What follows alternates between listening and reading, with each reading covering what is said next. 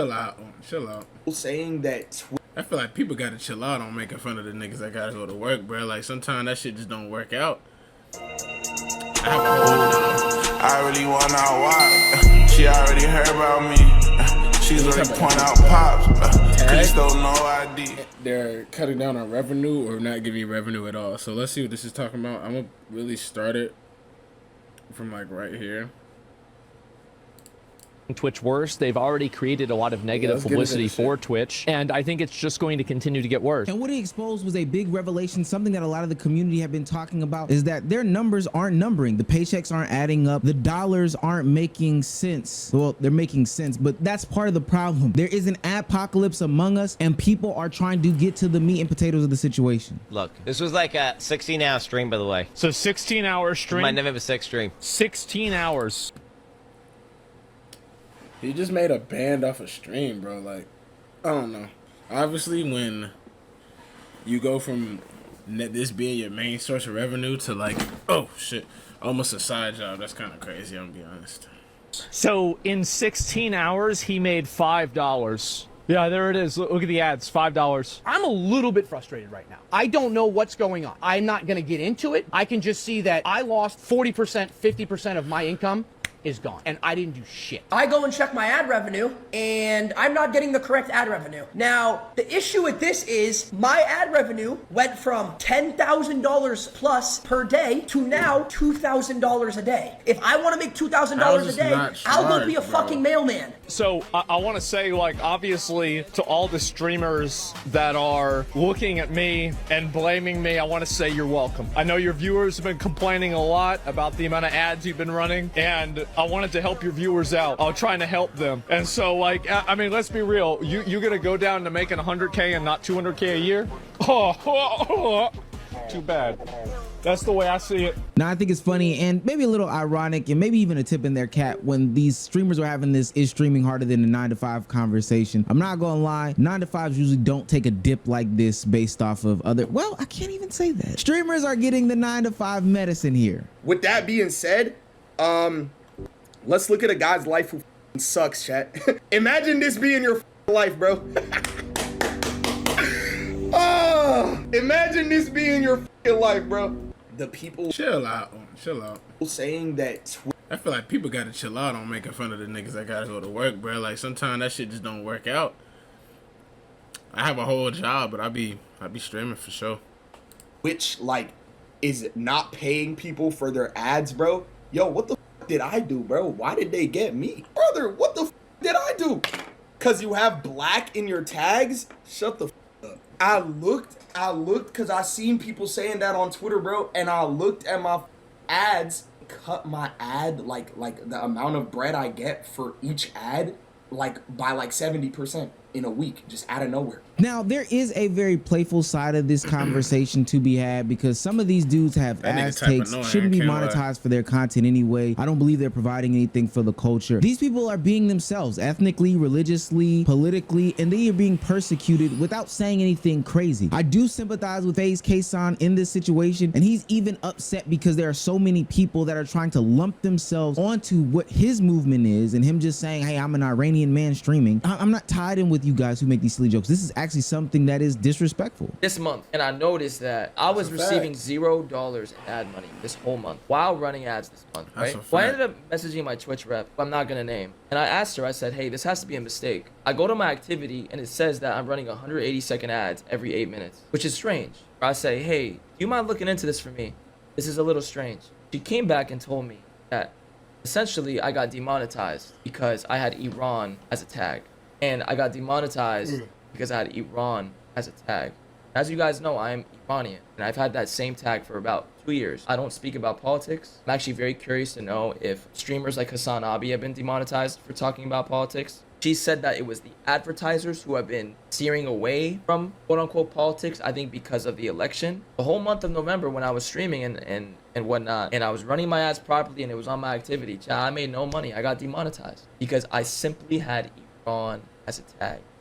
And no matter what, I am proud to be Iranian, no matter what, bro. Look, there's no more Iran tag or Persian tag. You see, tags are a stupid thing. They are really just silly things that people put on there. It doesn't really mean anything. It doesn't push you in one direction or another. Somebody could just relate to the tag and, you know, decide to watch you as a viewer. See, what Kason did is he put his actual nationality in there, which is him being an Iranian man saying, hey, I want to reach out and relate to other Iranian people. Come watch my stream. You know, we can talk about things, etc., etc. But what he's facing is totally different. He has been fully demonetized based off of his nationality, and I think that that's personally wrong. 100%, full stop. I don't know of anybody else that has been seeing discrimination like that. I know that there was somebody from Venezuela that said he got fully demonetized, but those are probably the only two. Everybody else is just seeing huge downticks in their content. The Stock Guy TV is down 95%. Yusuf is down 70%. And the whole reason that it's happening is because there haven't been a bunch of checks and balances in Twitch's code of conduct, their TOS streamers themselves across platforms, and we'll get into that. See, after a couple months of crazy streamers going 1/3 in the time of dangerously escalating anti-Semitism, we commend Twitch for changing their policy regarding use of Zionist as a slur and proxy for hate against Jews. Okay.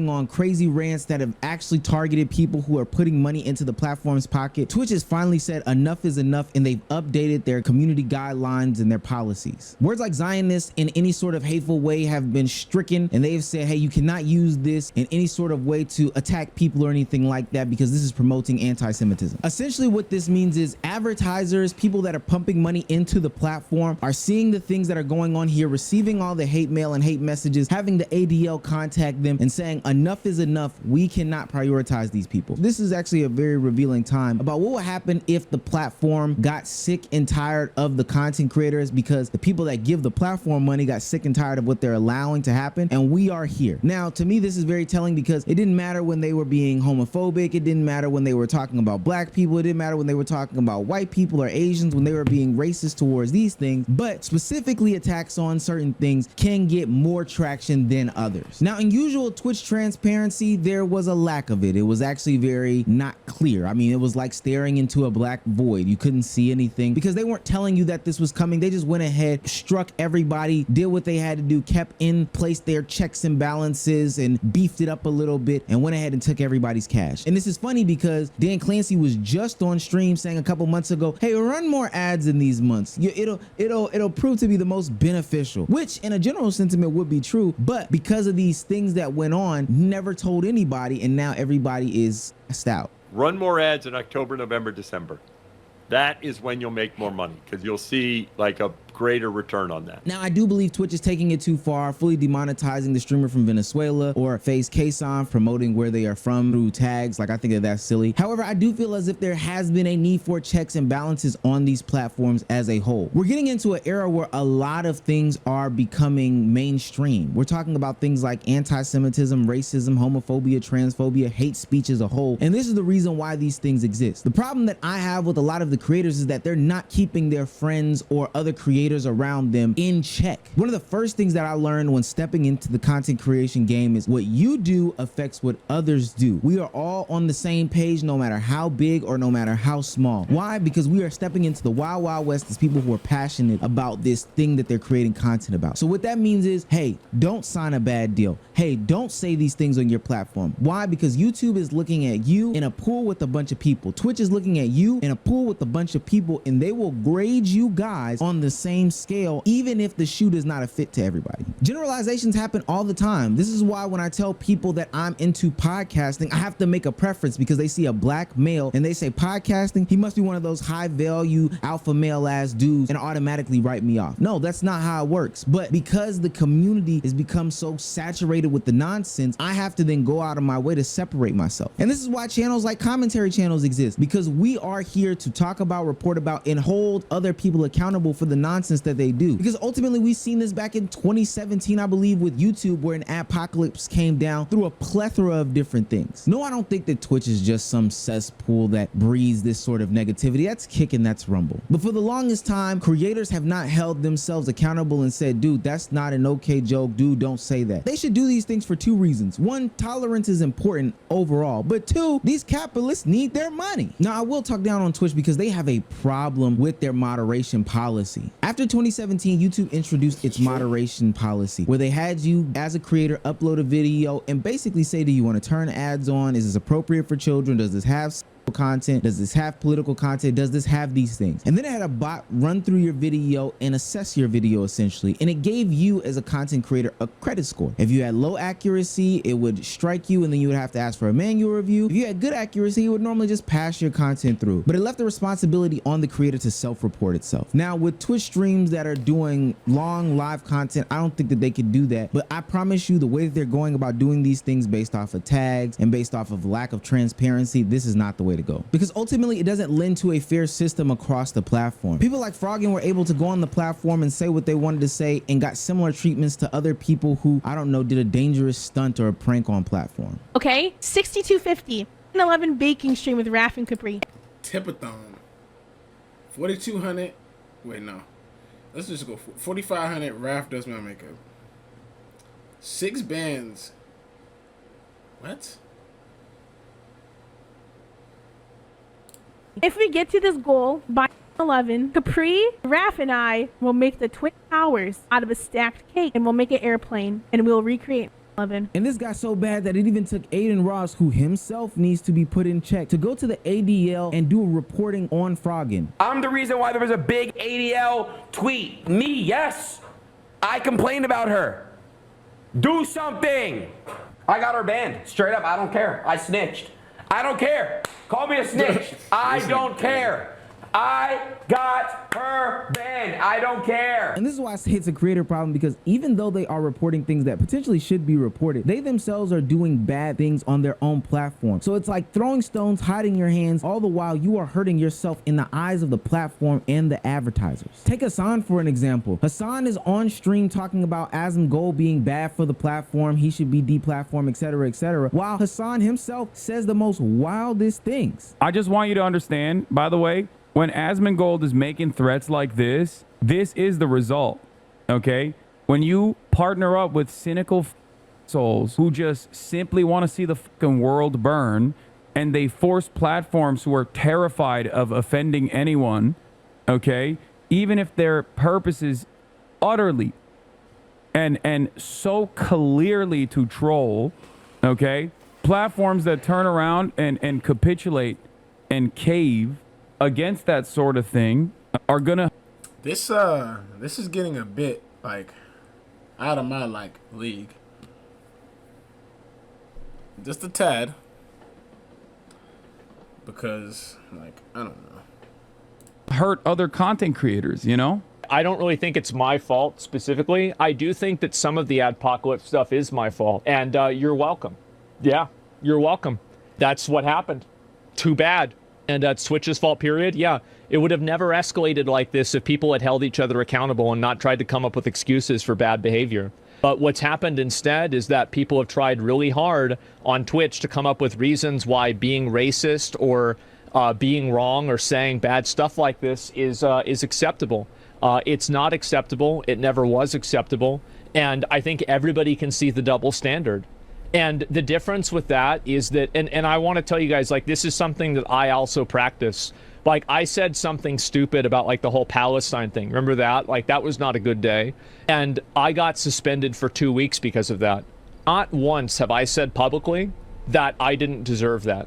And then you have people like Miskiff who are saying political streamers as a whole have no place on the platform. If the result of political streaming is going to be what some of these people have been saying, this anti-American, Zionist, racist, transphobic, if that's what it's going to lead to, then I'm honestly going to have to agree. In a vacuum, political content should be able to exist on every single platform because it should serve as a place and a space for people to get more informed and educated, especially during the 2024 election and here in the aftermath. People need to understand what's going on. But if these people are going to go overboard with it, then no, it doesn't belong on any platform. I personally just wish politics were permanently banned off Twitch. I really do. I think a lot of stress and a lot of problems would be gone if they're just like, hey, you want to be political? Get off the website. If it affects every content creator losing ad revenue, which also might affect the entirety of Twitch, Hassan should get banned. Absolutely. And now the aftermath is that we have the people that play video games, make beats. Late. I feel like it's a little too late. That he didn't establish a name for himself, being a political streamer pretty much.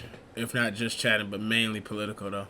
or just do normal, fully clothed cooking streams, seeing $0 in their money. A bunch of advertisers fearing backlash removed their ads entirely from YouTube, and during this period, every YouTuber saw a decrease in revenue. Now, YouTube has a few different systems that put content into buckets. They have a manual bucket that's like hand-picked channels like Crash Course, where they can say, this is good, advertisers, it's safe, go here, it's very expensive. And then they have an algorithmic bucket that's like, no ads on any of this stuff ever, because it's about marijuana smoking or whatever. And then there's a middle area where it's confusing and no one knows how it works at all. But what we do know is after this hullabaloo, all of the algorithms got tightened. So while some channels have rebounded, a lot of channels went down and then went down further as they were put into buckets which weren't getting as many ads. This has really squeezed creators who are making content that's maybe good, but not like super happy family fun time stuff. And again, it's like, is this worth it? I kind of explain what an adpocalypse is, but I want to go into just a small bit more detail and maybe simplify it for the audience that can't get it. Essentially, it's those that put money into something saying that they don't want to patronize here anymore. Let's take this for an example. Let's say you as a consumer go to your favorite restaurant every Tuesday and Thursday because you like the service, you like the waiting staff, you like the food, you like everything about it. And so you continue to patronize that restaurant, who then kicks it back into its staff. Well, one day you get a frog leg in your food and you don't know where it came from, but you kind of brush it off, you make a mental note of it, and you start to see a review online because somebody else got the same thing. Then the next time you go, you got a bad waiter and you put it in the back of your Rolodex and say, hey, I've been coming here for years now. I'm just gonna chalk these up to 2 different incidences. You see it online as well as a review, but you're not thinking too much of it. But then over time, things start to pile up in a very, very massive way. More hairs, more bad waiters, more cold food, more disrespect at the door, and you have decided that it is enough. You are gonna take your patronage away from this restaurant. The online reviews are saying the same thing, and you're gonna pull out of that. Well, ultimately, that's going to make the restaurant owner start to take away shifts, start to pull away money, start to cut back on resources, and this only affects the people that work there, the wait staff. That's basically what the adpocalypse is on these platforms. The ads are in, they don't like what they're seeing, they pull themselves out, and it trickles down to the creators. After that, you see major changes. You see constant drops in ad revenue, which is the lifeline of a lot of these people's content. This can even overtake things like sub revenue, because sub revenue is going to pale in comparison to what you can do in ads. This usually brings in stricter policies and community guidelines because these platformers also need the money to run their operations, so they don't want you messing it up by saying your dumb, idiotic rhetoric on there. Plus, the stuff is just hurtful. It just serves no purpose. Also, sometimes can be a lack of transparency between the content creators and the platforms. Content creators are trying to figure out what the hell did I do, but honestly, they don't want to say what's out there because people will give their stupid messages about, hey, you're licking the boot and bending at the knee, when at the end of the day, all these people are capitalists, so if you want to make money, you gotta shuck and you gotta jive sometimes. I know people don't want to hear that, but that's what a lot of these content creators be doing. And then what people really don't understand is on the next go round, when the advertisers do eventually come back, because they do come back, there is more advertiser sensitivity. They are going to be more critical. They are going to be more looky-overy, big brothery when it comes to putting money back into the platform. It's not gonna come all 100% back rushing in. They're going to be very nitpicky about who they advertise with and who they don't. I do my best to stop in areas where I am able to stop.